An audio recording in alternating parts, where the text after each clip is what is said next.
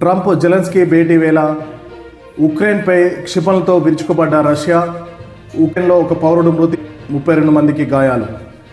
Ukraine యుద్ధం ముగించేందుకు ఓవైపు ప్రయత్నాలు జోరుగా సాగుతున్న వేళ రష్యా మాత్రం తన దాడులను ఆపడం లేదు.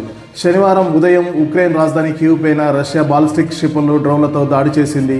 ఈ దాడిలో ఒక పౌరుడు, 32 మంది పౌరులు గాయపడ్డట్టు ఉక్రెయిన్ తెలిపింది.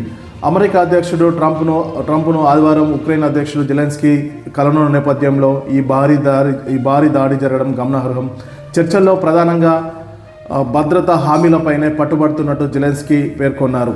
అమెరికా అధ్యక్షుడు ట్రంప్తో చర్చల్లో ప్రధానంగా భద్రతా హామీపైనే పట్టుబడతామని జెలెన్స్కీ పేర్కొన్నారు. రష్యా దాడిని ఆయన తీవ్రంగా ఖండించారు. శాంతి చర్చలకు ముందు జరిగిన ఈ దాడి పుతిన్ మనస్తత్వాన్ని తెలియజేస్తుందని అన్నారు. ఈ దాడిలో మొత్తం 500 డ్రోన్లు, 40 బాలిస్టిక్ క్షిపణులను రష్యా ప్రయోగించిందని, తాము ఉక్రెయిన్ ఇంధన, మిలిటరీ సదుపాయాల లక్ష్యంగా దాడులు చేపట్టామని రష్యా రక్షణ మంత్రిత్వ శాఖ వెల్లడించింది.